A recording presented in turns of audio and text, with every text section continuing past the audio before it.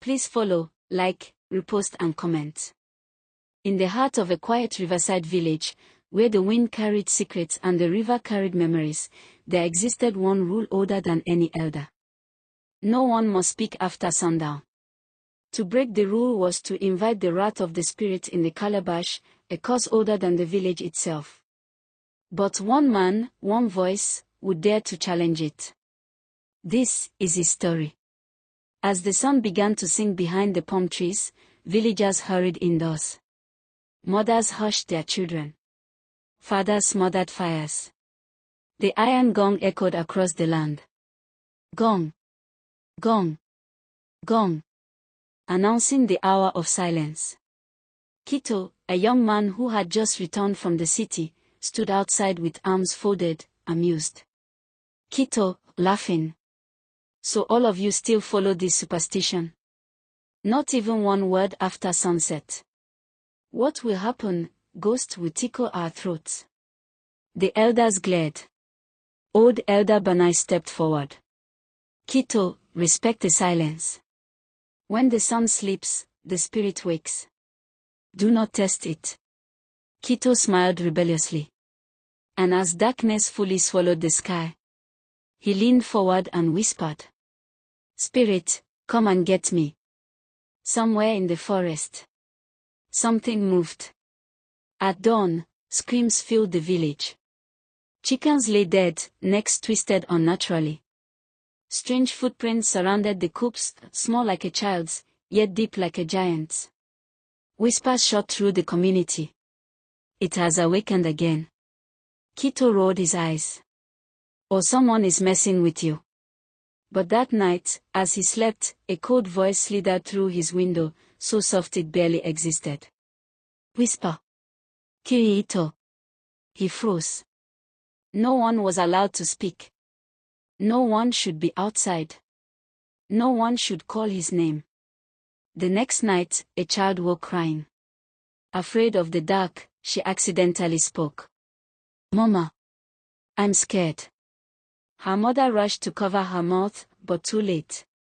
A chilling wind twisted through the room. The girl vanished, right from her mother's arms, leaving only a swirl of dust behind. Chaos erupted. The elders blamed Kito for awakening the spirit. Rumors spread like fire. Kito, desperate for answers, followed the strange footprints at dawn, deeper into the forest. Until he reached the forbidden shrine. The door was broken open. Inside, the shrine was a disaster, broken pots, overturned stools, symbols scratched into the floor. Most terrifying of all, the sacred calabash was gone. Kito's heart pounded. Maybe the curse was real. As he turned to leave, a raspy voice croaked behind him. A woman, old, hunched, known for being mute since before Kito was born, stood blocking the exit. You have woken the truth. The old woman's voice shook like dry leaves. I was not born mute. I chose silence after surviving the last awakening. She told Kito of strange nights decades ago, nights filled with whispers, vanishings, and terror so deep that the elders ordered permanent silence after sundown. She handed Kito a torn cloth with a strange symbol. Kito froze. He recognized the same symbol on Elder Banai's robe.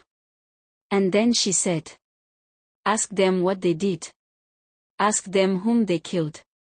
Kito confronted Elder Banai secretly. Trembling, the old man sank to his knees. We were children, foolish children. There was a boy, pale eyes, strange voice, different. We mocked him. Scared him. One day, he fell. He died. The air turned cold. Banai, weeping. We hid his body in a calabash. We locked it in the shrine. Then we created the law of silence to hide our sin. But guilt has a sound. And spirits have ears. Before Kito could respond, a dark force swept into the hut, grabbed Banai, and dragged him screaming into the forest. That night, the village trembled indoors as the wind carried voices. Children. Women. Men. Voices of those who had vanished over the decades. They called for help, whispered names, begged for release. Quito realized. Every word spoken after sundown strengthened the spirit, feeding it fear, guilt, and silence. Suddenly, his door blasted open. The missing calabash rode into his room, trembling violently, whispering, "Calabash. Quito." With shaking hands, Quito touched it. A blinding vision erupted. He saw the pale-eyed boy, frightened, bullied, chased by young Bana and other future elders. He saw the fatal fall. He saw them stuff his tiny body into the calabash. He saw them invent the silence rule to cover their crime. The spirit was not evil by nature. But decades of fear, lies, and whispered guilt twisted it into a monster of grief. The boy's spirit appeared before Quito. "Free me. Or join them." Quito gathered the villagers in the square at dusk. He told everything, what the elders had done, why the silence law was created, and why the spirit tormented them. Shock. Outrage. Betrayal. As the sun dipped closer to the horizon, the spirit's voice echoed across the village. "Tonight, the truth must be spoken. Let the guilty confess. Or I will swallow this village whole." The ground rumbled.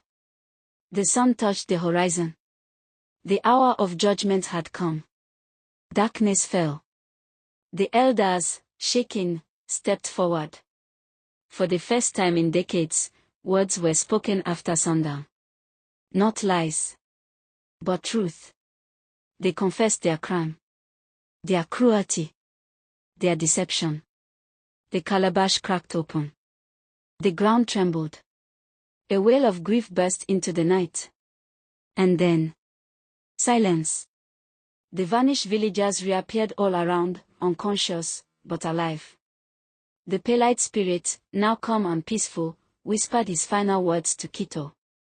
"Let truth be your shield." As dawn warmed the sky, Quito carried the shattered calabash to the river. He placed it gently in the water. And as it drifted away, the village felt something it had not felt in generations. Freedom. Moral of the story. A lie protected by fear becomes a curse on all who believe it. But truth, spoken bravely, can break any chain, silence any darkness, and free even the spirits of the past.